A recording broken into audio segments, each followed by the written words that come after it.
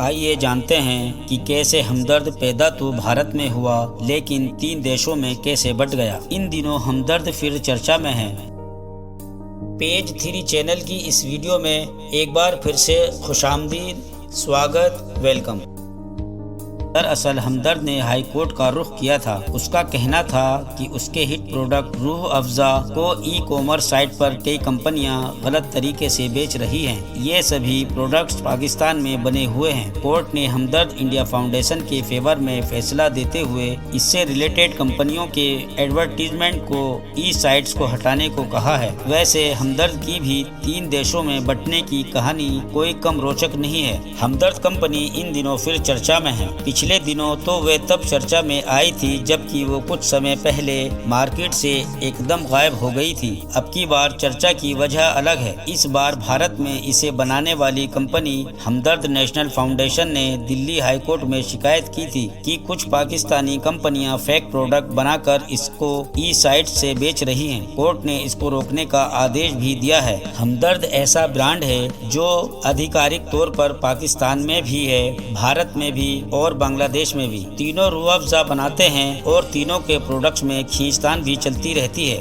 حقیقت یہ بھی ہے کہ بھارت، پاکستان اور بنگلہ دیش میں الگ ہمدرد کمپنیوں دوارا بنایا روح افزا ہو بہو ایک جیسا ہے۔ وہ انہی چیزوں سے بنتا ہے جیسے بھارت میں تیار ہوتا ہے۔ فارمولا وہی ہے۔ آخر ایسا کیوں ہے؟ روح افزا کا قصہ پرانی دلی کی اس قاسم گلی کے اس حویلی کے دواخانے سے جڑا ہے۔ اس دواخانے کا نام ہمدرد تھا۔ اسے حکیم عبد المجید چلایا کرتے تھے۔ سن 1900 میں یونانی پدھتی کی چکتسا والا یہ دواخانہ جب انہوں نے یہاں کھولا تو یہ مشہور ہونے لگا۔ یہ وہ اپنے نسخے پر دوا بنایا کرتے تھے اور روگیوں میں دیتے تھے۔ اسی زمانے میں انہوں نے گرمیوں میں شیتلتا دینے والی ایک خاص دوا بنائی۔ جب یہ دوا شیتل پے کے روپ میں پسند کی جانے لگی تو انہوں نے اسے 1907 میں بڑے پیمانے پر بازار میں بیچنا شروع کیا۔ اس کا نام روح افزا رکھا گیا۔ روح افزا نے حکیم مجید کی قسمت ہی بدل دی۔ پرانی دلی کی قاسم گلی سے نکل کر انہوں نے اس کی ایک فیکٹری بنائی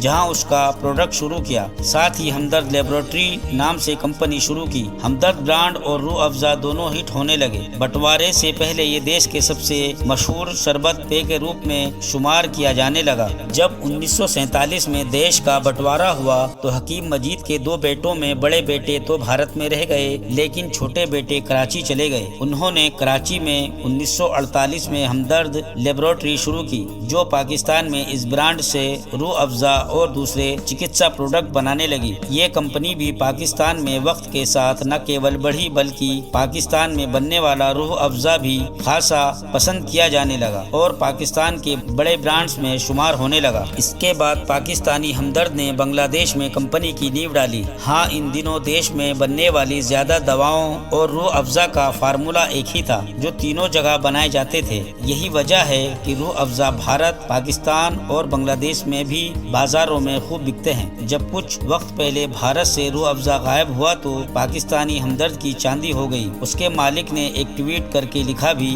کہ ہمارے روح افزا کی ڈیمانڈ میں اچانک کافی بڑھوتری ہو گئی، ایکسپورٹ بھی بڑھ گیا۔ ویسے پاکستان میں روح افزا بنانے والی ہمدرد کمپنی کئی بار پاکستان کرکٹ ٹیم کی آفیشیل اسپانسر بھی رہ چکی ہے۔ ہمدرد کو ودیشوں میں بیچنے کے ایریا کو لے کر بھی وواد ہوتا رہا ہے۔